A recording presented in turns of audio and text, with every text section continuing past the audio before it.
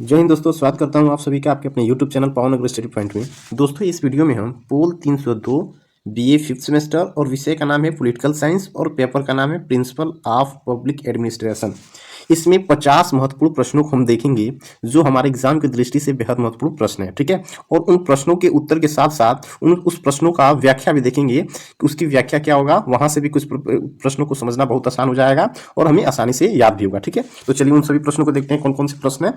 तो इसमें पहला प्रश्न है बेहद महत्वपूर्ण प्रश्न है। ये पहला जो प्रश्न है बहुत महत्वपूर्ण प्रश्न है। पहला प्रश्न है कि लोक प्रशासन शब्द का प्रथम प्रयोग किसने किया। लोक प्रशासन शब्द का प्रथम प्रयोग किसने किया? तो ये किसने किया? ये वुड्रो विल्सन ने किया। ये कौन किया है? वुड्रो विल्सन ने किया है। और जो इसका जो व्याख्या होगा, ठीक है, इस प्रश्न के रिलेटेड व्याख्या होगा कि वुड्रो विल्सन ने 1887 में द स्टडी ऑफ एडमिनिस्ट्रेशन लेख में लोक प्रशासन को स्वतंत्र विषय के रूप में क्या किया है? प्रस्तुत किया है। ठीक है, फिर अगले प्रश्न को देखते हैं कि अगला प्रश्न क्या कहा जा रहा है। अगला प्रश्न कहा जा रहा है इसमें कि दी स्टडी ऑफ एडमिनिस्ट्रेशन लेख किसने लिखा। ये लेख किसने लिखा? तो ये लेख किसने लिखा है? तो ये लेख लिखा है वुड्रो विल्सन ने लिखा है। ऑप्शन नंबर 20 का क्या हो जाएगा? सही होगा। ठीक है, ये कौन लिखे हैं? ये वुड्रो विल्सन लिखे हैं। यह लेख लोक प्रशासन के विकास की आधारशिला माना जाता है। यह लेख लोक प्रशासन के विकास की क्या माना जाता है? आधारशिला माना जाता है। ठीक है, फिर अगले प्रश्न को देखेंगे कि अगला प्रश्न क्या कहा जा रहा है। अगला प्रश्न कहा जा रहा है कि लोक प्रशासन को विज्ञान किसने माना है? लोक प्रशासन को विज्ञान किसने माना है? तो लोक प्रशासन को विज्ञान किसने माना है? एल.डी. वाइट ने माना है। ऑप्शन नंबर सी इसका क्या हो जाएगा? सही हो जाएगा। और वाइट के अनुसार प्रशासन को नियमों व सिद्धांतों के आधार पर वैज्ञानिक रूप से क्या किया जा सकता है? पढ़ा जा सकता है। ठीक है, ये इसकी व्याख्या हो जाएगा। ठीक है, इसको कुछ इस प्रश्न को समझने का कुछ बेहतर रूप हम दे दिए। ठीक है, फिर अगले प्रश्न को देखेंगे कि अगला प्रश्न क्या कहा जा रहा है। अगला प्रश्न कहा जा रहा है कि नौकरशाही सिद्धांत किसने दिया। नौकरशाही सिद्धांत किसने दिया? तो नौकरशाही सिद्धांत किसने दिया? ये मैक्स वेबर ने दिया। किसने दिया? मैक्स वेबर ने दिया, क्योंकि वेबर ने नौकरशाही को नियम, पदानुक्रम और तर्कसंगत व्यवस्था बताया। ठीक है, ये हो जाएगा। ठीक है, फिर अगले प्रश्न को देखते हैं कि अगला प्रश्न क्या कहा जा रहा है। अगला प्रश्न कहा जा रहा है कि पोस्ट कॉर्प किससे संबंधित है? पोस्ट कॉर्प किससे संबंधित है? तो पोस्ट कॉर्प किससे संबंधित है? ये प्रशासनिक कार्य से संबंधित है। ये किससे संबंधित है? प्रशासनिक कार्य से संबंधित है। ठीक है, फिर अगले प्रश्न को देखेंगे। अगला प्रश्न क्या कहा जा रहा है। अगला देखिए, यहां भी इसका व्याख्या देखेंगे इसका कि पोस्ट कॉर्प प्रशासन के प्रमुख कार्यों का क्या होता है? समूह होता है। प्रशासन के प्रमुख कार्यों के क्या होता है? समूह होता है। ठीक है, और यहां से देखेंगे पोस्ट कॉर्प शब्द किसने दिया। जो पोस्ट कॉर्प जो ये शब्द है ये किसने दिया? तो ये किसने दिया? ये लूथर गुलिक ने दिया। ऑप्शन नंबर सी इसका क्या हो जाएगा? सही हो जाएगा। इसमें ये भी प्रश्न पूछा जा सकता है कि पोस्ट कॉर्प में जो पी का जो अर्थ होता है वो क्या होता है। ठीक है, तो पी का अर्थ क्या होता है? प्लानिंग होता है। ठीक है, ऐसे इन सबका अर्थ होता है पी से, ओ से, एस से, डी से, सी ओ से और आर से और बी से। ठीक है, प्लानिंग होता है योजना बनाना, कैसे कार्य करना है और कैसे योजना बनाना। ठीक है, फिर अगले प्रश्न को देखेंगे कि अगला प्रश्न क्या कहा जा रहा है। और देखिए, इसमें कहा गया है कि गुलिक ने प्रशासनिक कार्यों को समझाने हेतु यह सूत्र दिया था। प्रशासनिक कार्यों को समझाने के लिए क्या दिया था? पोस्ट कॉर्प का सूत्र दिया था। ठीक है, फिर अगला प्रश्न कहा जा रहा है कि निर्णय निर्माण, ठीक है, डिसीजन मेकिंग सिद्धांत किसका है? डिसीजन मेकिंग सिद्धांत किसका है? तो डिसीजन मेकिंग सिद्धांत किसका है? तो किसका? ये हर्बर्ट साइमन का है। ठीक है, ये किसका है? हर्बर्ट साइमन का। ऑप्शन नंबर डी इसका क्या हो जाएगा? सही होगा। ठीक है, इसका कुछ व्याख्या देखते हैं कि इसका व्याख्या क्या होगा। देखिए, इसमें साइमन के अनुसार प्रशासन का मूल कार्य क्या होता है? निर्णय लेना होता है। क्या होता है? निर्णय लेना होता है। ठीक है, फिर अगले प्रश्न को देखते हैं कि अगला प्रश्न क्या कहा जा रहा है। अगला प्रश्न कहा जा रहा है कि राजनीति प्रशासन पृथक्करण सिद्धांत किसने दिया। राजनीति प्रशासन पृथक्करण सिद्धांत ये किसने दिया? ठीक है, तो ये किसने दिया है? तो ये किसने दिया है? ये विल्सन ने दिया। ऑप्शन नंबर 20 का क्या हो जाएगा? सही होगा। ठीक है, ये आप याद रखिएगा कि राजनीति प्रशासन पृथक्करण सिद्धांत ये किसने दिया है? तो ये विल्सन ने दिया है। इसकी कुछ व्याख्या भी देख लेते हैं।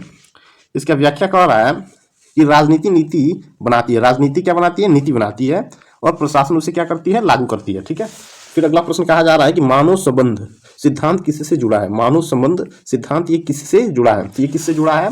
तो मानव संबंध सिद्धांत ये किससे जुड़ा है? तो ये एल्टन मेयो से जुड़ा है। ऑप्शन नंबर सी इसका क्या हो जाएगा? सही होगा। ठीक है, फिर अगले प्रश्न को देखते हैं कि अगला प्रश्न क्या कहा जा रहा है। अगला प्रश्न कहा जा रहा है, और इसकी जो व्याख्या होगा, इसकी व्याख्या है कि यह सिद्धांत मानव व्यवहार और मनोबल पर बल देता है। ठीक है, फिर अगले प्रश्न को कहा जा रहा है कि लोक प्रशासन कला और विज्ञान दोनों है।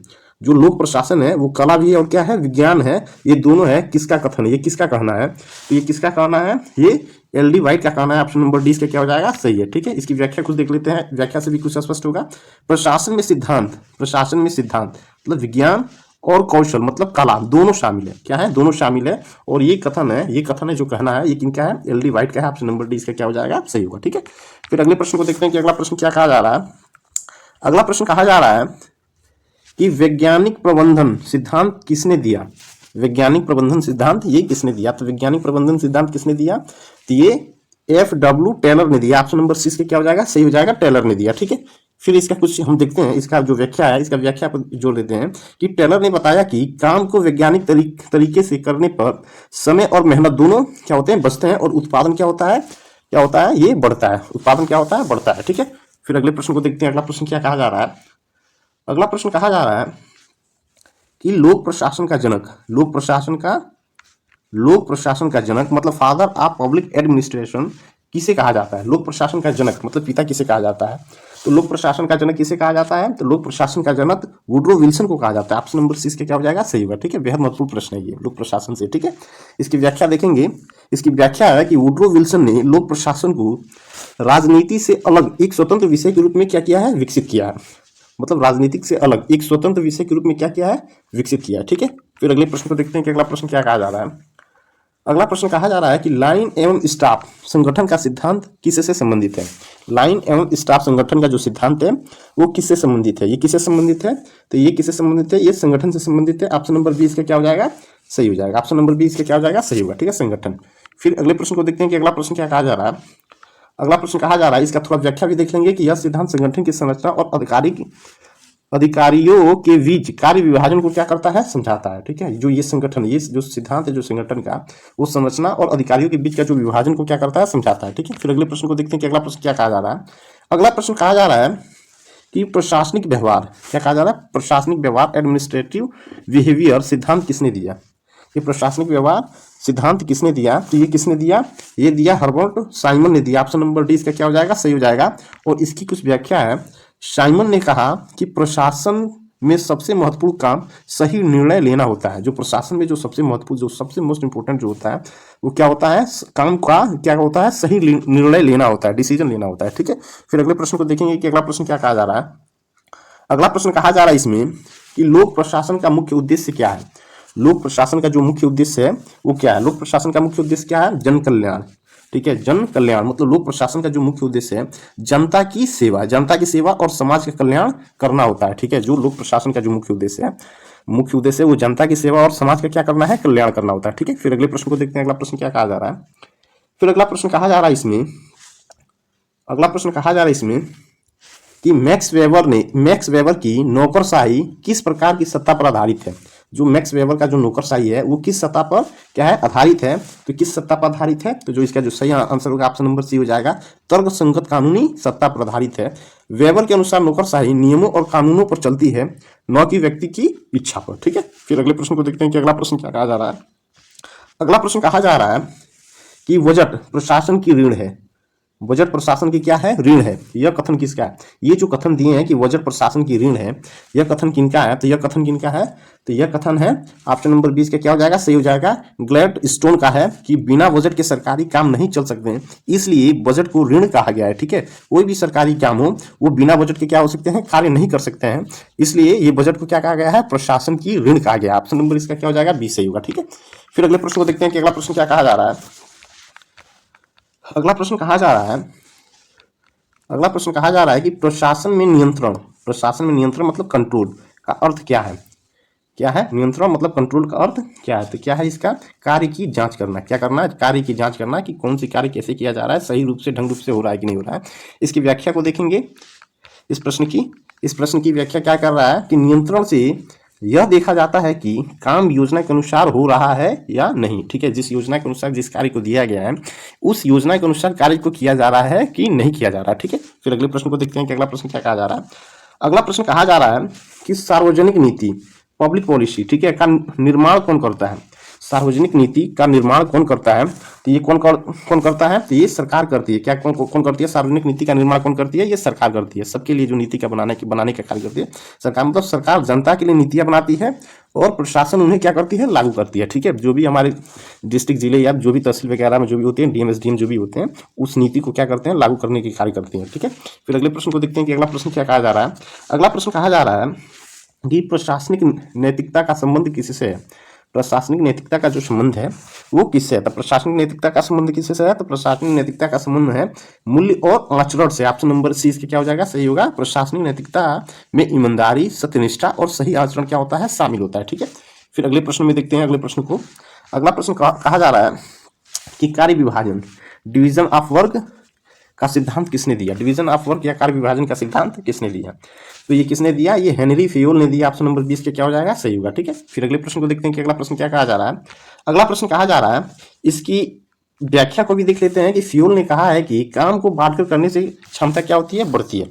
जैसे काम को बांटकर हिस्से में क्या किया जाता है, बांटकर करने से क्षमता क्या होती है, कार्य की क्षमता बढ़ती है। ठीक है, अगला प्रश्न कहा जा रहा है, अगला प्रश्न कहा जा रहा है कि प्रशासन में विकेंद्रीकरण का अर्थ क्या है। प्रशासन में जो विकेंद्रीकरण का जो अर्थ है वो क्या है। तो विकेंद्रीकरण का अर्थ क्या है, तो विकेंद्रीकरण का अर्थ होता है कि अधिकारों का वितरण, अधिकारों का वितरण। अब समझिए अधिकारों का वितरण क्या है। विकेंद्रीकरण में निचले स्तर के अधिकारियों को भी निर्णय लेने की क्या होती है, शक्ति मिलती है। जो अधिकारी होते हैं प्रशासनिक विभाग में, जो अधिकारी होते हैं, छोटे कर्मचारियों को भी, उन्हें भी अपने अपने किसी कार्य को निर्णय लेने में क्या होती है, उन्हें शक्ति मिलती है। ठीक है, यही है विकेंद्रीकरण का अर्थ। प्रशासन में विकेंद्रीकरण का अर्थ क्या होता है, अधिकारों का वितरण। ठीक है, फिर अगले प्रश्न को देखते हैं कि अगला प्रश्न क्या कहा जा रहा है। अगला प्रश्न कहा जा रहा है कि प्रशासन में अनुशासन का तात्पर्य क्या है। प्रशासन में जो अनुशासन का जो तात्पर्य है वो क्या है, प्रशासन में अनुशासन का तात्पर्य क्या है। तो ये क्या है, नियमों का पालन करना। क्या करना, नियमों का पालन करना। मतलब अनुशासन का जो मतलब होता है वो नियमों और आदेशों का सही तरह से क्या करना है, पालन करना होता है। ठीक है, नियमों एवं और आदेशों का सही तरीके से क्या करना, पालन करना। ठीक है, फिर अगले प्रश्न को देखेंगे। अगला प्रश्न क्या कहा जा रहा है। अगला प्रश्न कहा जा रहा है कि प्रशासनिक प्रशासनिक जवाबदेही का अर्थ क्या है। प्रशासनिक जवाबदेही का अर्थ क्या है। तो प्रशासनिक जवाबदेही का अर्थ क्या होता है, उत्तरदायित्व। ऑप्शन नंबर सी इसका क्या हो जाएगा, सही हो जाएगा, उत्तरदायित्व। मतलब अधिकारी अपने कार्यों के लिए अपने उच्च अधिकारियों और जनता को जवाबदेह होते हैं। ठीक है, क्या होता है, जवाबदेही को क्या होते हैं, जवाबदेह होते हैं। तो प्रशासनिक जवाबदेही का अर्थ है क्या होता है, उत्तरदायित्व। ठीक है, ऑप्शन नंबर सी इसका क्या हो जाएगा, सही होगा। ठीक है, फिर अगले प्रश्न को देखेंगे कि अगला प्रश्न क्या कहा जा रहा है। अगला प्रश्न कहा जा रहा है कि कार्मिक प्रशासन का मुख्य कार्य कौन सा है। कार्मिक प्रशासन का जो मुख्य कार्य है वो कौन सा है। तो कार्मिक प्रशासन का मुख्य कार्य क्या है, ये होता है भर्ती। ठीक है, क्या होता है, भर्ती। भर्ती करना मतलब सही व्यक्ति की नियुक्ति से प्रशासन मजबूत होता है। सही व्यक्ति की नियुक्ति से क्या होता है, प्रशासन मजबूत होता है। ठीक है, फिर अगले प्रश्न को देखते हैं कि अगला प्रश्न क्या कहा जा रहा है। अगला प्रश्न कहा जा रहा है कि प्रशासनिक सुधारों का मुख्य उद्देश्य क्या है।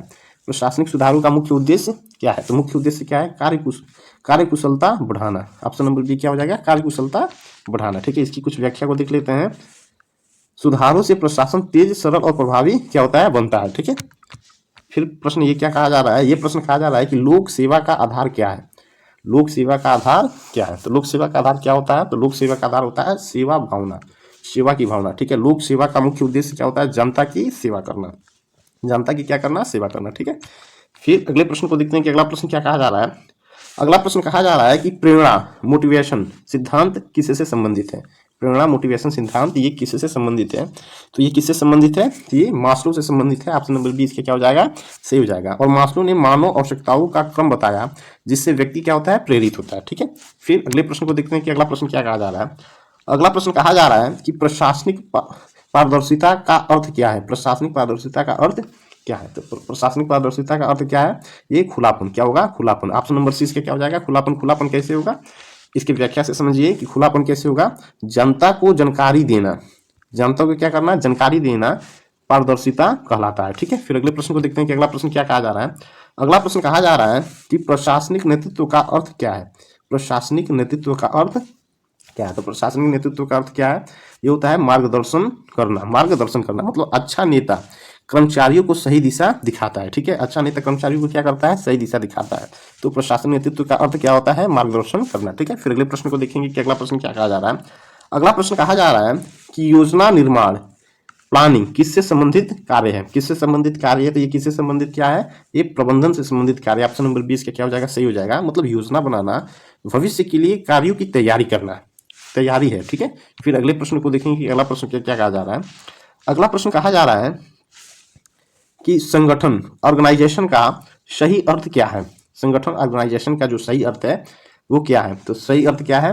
वो कार्यों का व्यवस्थित समूह। कार्यों का क्या होगा? व्यवस्थित समूह। ऑप्शन नंबर 20 का क्या हो जाएगा? सही हो जाएगा। मतलब संगठन में कार्य और जिम्मेदारियां स्पष्ट होती है। ठीक है, फिर अगले प्रश्न को देखते हैं। अगला प्रश्न क्या कहा जा रहा है? अगला प्रश्न कहा जा रहा है कि प्रशासनिक सत्ता का मुख्य स्रोत क्या है? प्रशासनिक सत्ता का जो मुख्य स्रोत है वो क्या है? प्रशासनिक सत्ता का जो मुख्य स्रोत है वो क्या है? वो कानून है। ऑप्शन नंबर सी इसका क्या हो जाएगा? सही होगा। मतलब प्रशासन को अधिकार कानून और संविधान से मिलता है। प्रशासन को जो अधिकार मिलता है वो कानून और किससे मिलता है? संविधान से मिलता है। ठीक है, फिर अगले प्रश्न को देखते हैं कि अगला प्रश्न क्या कहा जा रहा है। अगला प्रश्न कहा जा रहा है कि प्रशासनिक नियंत्रण का प्रमुख साधन क्या है? प्रशासनिक नियंत्रण का जो प्रमुख साधन है वो क्या है? वो प्रमुख साधन क्या है? वो लेखा परीक्षा है। ये क्या है? लेखा परीक्षा। ऑप्शन नंबर 20 का क्या हो जाएगा? सही होगा। लेखा परीक्षा। ठीक है, इसकी व्याख्या को देखेंगे कि लेखा परीक्षा से धन के सही उपयोग की जांच होती है। लेखा परीक्षा से जो धन की जो होता है वो सही रूप से क्या होती है? जांच होती है। ठीक है, फिर अगले प्रश्न को देखते हैं कि अगला प्रश्न क्या कहा जा रहा है। अगला प्रश्न कहा जा रहा है कि लोक प्रशासन का क्षेत्र किससे संबंधित है? जो लोक प्रशासन का जो क्षेत्र है वो किससे संबंधित है? तो किससे संबंधित है? वो सरकारी कार्य से संबंधित है। ऑप्शन नंबर सी इसका क्या हो जाएगा? सही हो जाएगा। मतलब लोक प्रशासन सरकार के सभी कार्यों से क्या होता है? जुड़ा होता है। लोक प्रशासन का जितने भी कार्य होते हैं वो कितने सरकारी कार्यों से क्या होते हैं? जुड़े होते हैं। ठीक है, फिर अगले प्रश्न को देखते हैं। अगला प्रश्न क्या कहा जा रहा है? अगला प्रश्न कहा जा रहा है कि प्रशासनिक प्रशिक्षण का मुख्य उद्देश्य क्या है? प्रशासनिक प्रशिक्षण का जो मुख्य उद्देश्य है वो क्या है? मुख्य उद्देश्य क्या है? दक्षता बढ़ाना। ऑप्शन नंबर बी क्या हो जाएगा? दक्षता बढ़ाना। मतलब प्रशिक्षण से कर्मचारियों की कार्य क्षमता क्या होती है? बढ़ती है। ठीक है, फिर अगले प्रश्न को देखते हैं कि अगला प्रश्न क्या कहा जा रहा है। अगला प्रश्न कहा जा रहा है कि प्रशासनिक नीति मुख्य रूप से किससे प्रभावित होती है? प्रशासनिक नीति है वो मुख्य रूप से किससे प्रभावित होती है? तो ये किससे प्रभावित होती है? ये राजनीति से प्रभावित होती है। ऑप्शन नंबर सी इसका क्या हो जाएगा? सही होगा। ठीक है, इसकी व्याख्या को भी थोड़ा देखेंगे। इसकी व्याख्या कर रहा है कि राजनीति विचारधारा प्रशासनिक नीतियों को प्रभावित करती है। जो राजनीति जो विचारधारा होती है वो प्रशासनिक नीतियों को क्या करती है? प्रभावित करती है। ठीक है, फिर अगले प्रश्न को देखते हैं कि अगला प्रश्न क्या कहा जा रहा है। अगला प्रश्न कहा जा रहा है कि प्रशासनिक पदानुक्रम, ठीक है, का अर्थ क्या है? प्रशासनिक पदानुक्रम का अर्थ क्या है? तो प्रशासनिक पदानुक्रम का अर्थ क्या है? तो है वो श्रेणी क्रम है। क्या है? श्रेणी क्रम है। मतलब पदानुक्रम से में ऊपर से नीचे तक अधिकारियों की श्रेणी होती है। ऊपर से नीचे की ओर क्या होती है? अधिकारियों की क्या होती है? श्रेणी होती है। ठीक है, फिर अगले प्रश्न को देखते हैं कि अगला प्रश्न क्या कहा जा रहा है। अगला प्रश्न कहा जा रहा है कि लोक सेवा का प्रमुख सिद्धांत कौन सा है? लोक सेवा का जो प्रमुख सिद्धांत है वो कौन सा है? तो वो कौन सा है? वो निष्पक्षता है। ऑप्शन नंबर ए इसका क्या हो जाएगा? सही हो जाएगा। निष्पक्षता। ठीक है, ऑप्शन नंबर ए इसका क्या हो जाएगा? सही हो जाएगा। मतलब लोक सेवक को बिना भेदभाव के काम करना चाहिए। ठीक है, फिर अगले प्रश्न को देखते हैं कि अगला प्रश्न क्या कहा जा रहा है। अगला प्रश्न कहा जा रहा है कि प्रशासनिक निर्णय का आधार क्या होना चाहिए? प्रशासनिक निर्णय का आधार ये क्या होना चाहिए? तो प्रशासनिक निर्णय का आधार क्या होना चाहिए? ये तर्क होना चाहिए। क्या होना चाहिए? तर्क होना चाहिए। मतलब निर्णय तथ्यों और सोच विचार पर आधारित होने चाहिए। ठीक है, ऑप्शन नंबर सी इसका क्या हो जाएगा? सही हो जाएगा। ठीक है, फिर अगले प्रश्न को देखते हैं। अगला प्रश्न क्या कहा जा रहा है। अगला प्रश्न कहा जा रहा है कि लोक प्रशासन का अध्ययन क्यों आवश्यक है? लोक प्रशासन का अध्ययन क्यों आवश्यक है? तो लोक प्रशासन का अध्ययन क्यों आवश्यक है? कुशल शासन हेतु के लिए लोक प्रशासन का अध्ययन क्या है? आवश्यक है। ऑप्शन नंबर 20 का क्या हो जाएगा? सही हो जाएगा। इसमें शासन व्यवस्था क्या होती है? बेहतर बनती है। इसमें जो शासन व्यवस्था बनती है वो क्या बनती है? बेहतर बनती है। ठीक है, फिर अगले प्रश्न को देखते हैं। अगला प्रश्न क्या कहा जा रहा है। अगला प्रश्न कहा जा रहा है कि प्रशासनिक नियंत्रण का अंतिम उद्देश्य क्या है? प्रशासनिक नियंत्रण का जो अंतिम उद्देश्य है वो क्या है? अंतिम उद्देश्य क्या है? लक्ष्य प्राप्ति। क्या है? लक्ष्य प्राप्ति। ऑप्शन नंबर सी इसके क्या हो जाएगा? सही हो जाएगा। लक्ष्य प्राप्ति। इसकी व्याख्या भी देख लेते हैं कि सभी प्रशासनिक कार्य लक्ष्य पूरा करने के लिए होते हैं। किसके लिए होते हैं? लक्ष्य पूरा करने के लिए होते हैं। ठीक है, फिर अगले प्रश्न को देखेंगे कि अगला प्रश्न क्या कहा जा रहा है। अगला प्रश्न कहा जा रहा है कि प्रशासनिक सुधार आयोग ARC किस देश से संबंधित है? प्रशासनिक सुधार आयोग किस देश से संबंधित है? तो ये किस देश से संबंधित है? ये भारत से संबंधित है। ऑप्शन नंबर सी क्या हो जाएगा? सही हो जाएगा। भारत में प्रशासन सुधार के लिए ARC का गठन किया गया। ठीक है, फिर अगले प्रश्न को देखते हैं कि अगला प्रश्न क्या कहा जा रहा है। अगला प्रश्न कहा जा रहा है कि प्रशासनिक प्रक्रिया का पहला चरण कौन सा है? प्रशासनिक प्रक्रिया का जो पहला चरण है वो क्या है? प्रशासनिक प्रक्रिया का जो पहला चरण है वो योजना है। क्या है? योजना है। ये क्या है? योजना है, प्लानिंग। ठीक है, योजना की कैसे करना है, कैसे प्लानिंग बनाना है, कैसे कार्य करना है। ठीक है, प्लानिंग। ऑप्शन नंबर सी इसका क्या हो जाएगा? सही हो जाएगा। बिना योजना के कोई भी कार्य शुरू नहीं किया जा सकता। ठीक है, फिर अगले प्रश्नों को देखेंगे क्योंकि हम बताए भी हैं क्या है? Post call. ठीक है, ये शुरू में ही बताया है। और इसका जो हुआ था लुथिर गुलिक ने इसका क्या किया था? इसको दिया था, इस शब्द को दिया था। ठीक है, और जिसमें जो पहला जो अक्षर होता है पी होता है, पी से क्या होता है? प्लानिंग होता है। प्लानिंग में योजना बनाना। ठीक है, वो ऑर्गेनाइजेशन ऐसे स्टॉकिंग डिस डायरेक्टिंग ये सारा ये इन सब चीजों के बारे में आप जानते होंगे। ठीक है, फिर अगले प्रश्न को देखेंगे कि अगला प्रश्न क्या है।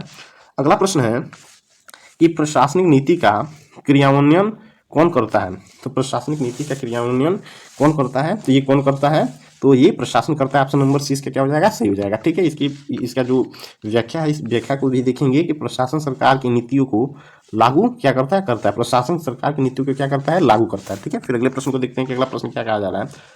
अगला प्रश्न कहा जा रहा है कि लोक प्रशासन का सीधा संबंध किससे है। लोक प्रशासन का जो सीधा संबंध है वो किससे है, तो ये किससे है, तो जो इसका ऑप्शन होगा ऑप्शन नंबर सी इसका क्या हो जाएगा, सही हो जाएगा। क्योंकि लोक प्रशासन जनता की सेवा के लिए होता है। जो लोक प्रशासन है ये किसके लिए है, ये जनता के लिए है। किसके लिए है, जनता के लिए है और जनता की सेवा के लिए है। ठीक है, फिर अगले प्रश्न को देखते हैं कि अगला प्रश्न क्या कहा जा रहा है।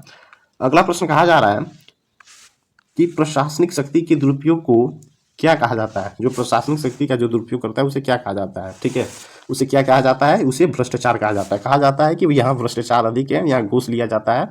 तो उस शक्तियों को, जो प्रशासन ने जो शक्ति दी है जिस व्यक्ति को, उस शक्तियों का क्या करना, दुरुपयोग करना, रिश्वत लेना। ठीक है, ये इन सब चीजों को क्या कहा जाता है, भ्रष्टाचार कहा जाता है। ऑप्शन नंबर सी इसका क्या हो जाएगा, सही हो जाएगा। मतलब निजी लाभ के लिए शक्ति का प्रयोग क्या कहता है, भ्रष्टाचार कहलाता है। ठीक है, फिर अगले प्रश्न को देखेंगे कि अगला प्रश्न क्या कहा जा रहा है। अगला प्रश्न कहा जा रहा है कि प्रशासनिक नैतिकता का मुख्य उद्देश्य क्या है। प्रशासनिक नैतिकता का जो मुख्य उद्देश्य है वो क्या है, वो मुख्य उद्देश्य क्या है, वो है ईमानदारी। क्या है, ईमानदारी। मतलब ईमानदार प्रशासन जनता का विश्वास क्या करता है, जीतता है।